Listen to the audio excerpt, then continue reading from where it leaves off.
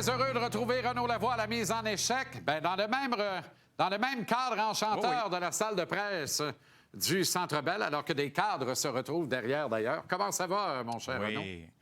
Ça va bien. Il y a eu une belle cérémonie pour Daniel Sauvageau et François Gagnon il y a quelques minutes. Donc, on a souligné, évidemment, le fait qu'ils ont été intronisés au Temple de la renommée du hockey lundi. Les Canadiens qui font toujours les choses de la bonne façon, comme tu le sais, Jean-Charles. Donc, encore une fois, ce fut très touchant. D'ailleurs, Renaud, puisqu'on parle de François et on le salue, là, et on est très content de cette nomination-là, mais la confrérie des chroniqueurs de hockey d'Amérique perd un grand, Larry Brooks, que tu connais très bien et dont, envers qui tu ne taris pas d'éloges. Tu nous en as parlé si souvent ici à la mise en échec, notamment. Écoute, d'abord, accepte mes plus sincères condoléances. Larry Brooks n'avait que 75 ans. On dit qu'il est parti très vite d'une courte mais fulgurante maladie. Est-ce que tu en savais quelque chose? Moi, j'ai pas vu ça venir du tout. Malheureusement, oui. Larry, qui a arrêté d'écrire au cours de l'été, c'est que Larry Brooks, vous devez comprendre une chose, c'est quelqu'un qui est reconnu dans le monde du hockey, mais c'est tellement un travaillant, Larry, qu'il couvrait aussi l'été pour aider ses collègues au niveau du baseball chez les Mets, pour qu'ils prennent des vacances, ou encore chez les Yankees, pour que ceux qui écrivent quotidiennement au New York Post pour les Yankees ou les Mets prennent leurs vacances. Donc, Larry se proposait pour les remplacer et faisait des colonnes complètes, imagine-toi, là, sur ce qui se passait chez les Mets ou encore chez les Yankees de New York au cours de l'été. Et à un certain moment, on ne le voyait plus et on ne le lisait plus, alors que tu le sais comme moi que lorsque le mois de septembre arrive, tout le monde recommence à travailler, même si les camps d'entraînement ne sont pas officiellement ouverts. Tu vas lire tous les jours dans les journaux ce qui se passe avec les équipes de hockey respectives. Et là, on ne lisait plus Larry, qui, il y a environ un mois, nous a dit qu'il devait s'absenter, mais qu'il allait revenir. Mais comme tu l'as si bien mentionné, malheureusement, il est décédé la nuit dernière. Juste pour les gens là, à la maison, Larry Brooks, là, juste pour vous parler de son impact, j'étais là en 2018 lorsqu'il a été intronisé au Temple de la renommée du hockey, comme François Gagnon lundi.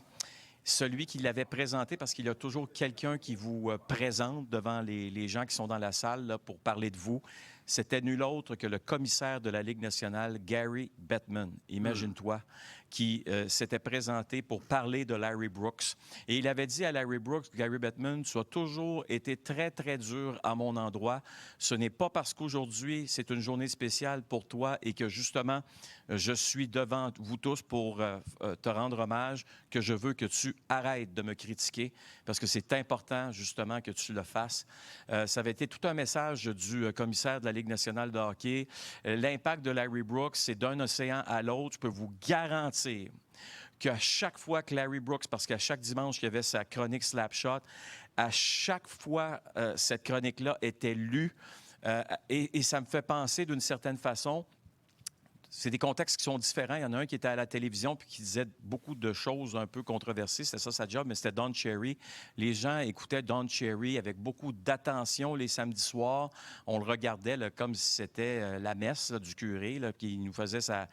évidemment, c'est ce qu'il nous racontait, ce qu'il y avait à nous raconter. Mais Larry Brooks, lui, c'est un journaliste. Là. C'est quelqu'un qui allait chercher les informations et qui avait des opinions très tranchées. Alors, ça faisait en sorte que non seulement il pouvait critiquer Alain Vigneault sévèrement dans le journal du matin, mais il était première rangée devant Alain Vigneault en le regardant dans les yeux. Puis quand c'était le temps de poser des questions, Larry continuait de poser des questions. Et bravo à Alain Vigneault qui n'a jamais rien pris de personnel non plus, peu importe ce que Larry Brooks écrivait. Très intéressant. OK. Est-ce que David Kampf pourrait intéresser le Canadien? Bien, c'est que c'est quand même un joueur de centre gaucher. Qu'est-ce qui manque aux Canadiens présentement? Hein? C'est un petit peu ça, là.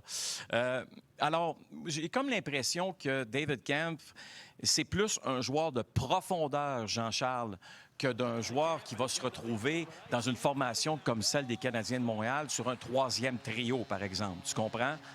Alors, Est-ce que les Canadiens peuvent vraiment lui faire une offre où ce jeune homme-là va être, il a 32 ans, mais va être accompli là, et va aimer ce qu'on lui donne chez les Canadiens? Pas nécessairement. Mon impression, c'est qu'il va se retrouver dans une équipe un peu plus comme celle des Canucks de Vancouver, où il y a énormément de blessés, comme tu le sais. Il y a un manque de profondeur qui est évident.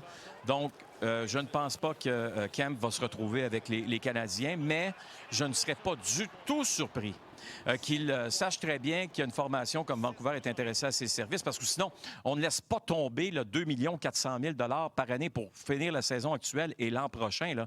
Écoutez, là, on a mis fin au contrat. Ça veut dire qu'il sait très bien qu'il a une entente quelque part d'autre, mais ça me surprendrait énormément que ce soit ici. OK.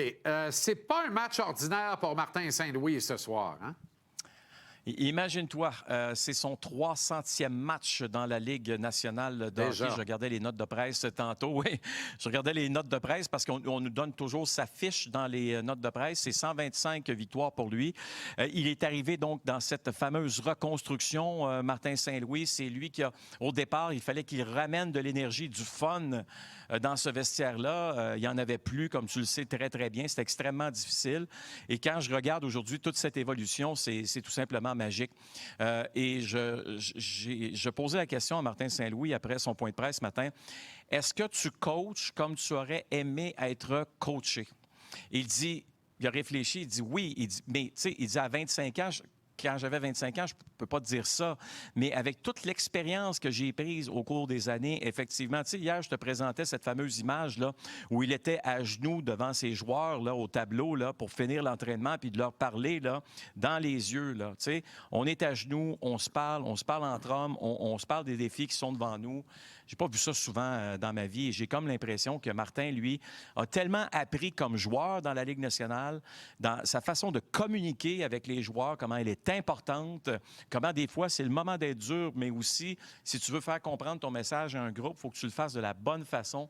C'est une évolution extraordinaire, celle de Martin Saint-Louis, qui, sans aucun doute dans mon esprit présentement, est dans les meilleurs entraîneurs de la Ligue nationale. Avec les années, on va être capable de dire le meilleur de la Ligue nationale. Je suis convaincu qu'un jour, ça va arriver. C'est comme ça qu'on va parler de Martin Saint-Louis. Sa façon d'être comme entraîneur-chef Écoute, il a passé à travers des tempêtes l'an passé, de le voir droit comme un chêne encore aujourd'hui, de la façon dont il est capable d'amener cette équipe-là à un autre niveau. Chapeau. Et peut-être celui qui aura marqué le pas de son époque également en modifiant l'approche, j'ose le dire ainsi. Là, oui, c'est vraiment un entraîneur de la nouvelle vague, de la nouvelle garde. Il y en a d'autres, mais la méthode Saint-Louis ne ressemble à aucune autre dans la Ligue nationale. Et au mieux, il y a un ramassis de quelques-uns des coachs qu'il a eus, mais adapté à la façon Martin Saint-Louis, c'est autre chose. On va aller faire un tour dans le camp des Stars maintenant, si tu permets. Bon, Jamie Benn est absent ce soir, mais au fait, reviendra-t-il si oui, quand? Il me semble que c'est une année difficile pour l'instant. On m'a dit week-end prochain. Là. Donc, c'est dans les prochains jours là, que ça... D'ici une semaine, là, il est de retour. Là. Puis je le regardais pratiquer aujourd'hui. Là. Écoute, non seulement, ça, c'est des images, bon, on était vers la fin de l'entraînement, mais tu sais, il a travaillé par la suite pendant une trentaine de minutes, quarantaine de minutes après que ses coéquipiers aient quitté la glace. Et par la suite, je suis parti manger, rejoindre notre ami Marc-André Perrault.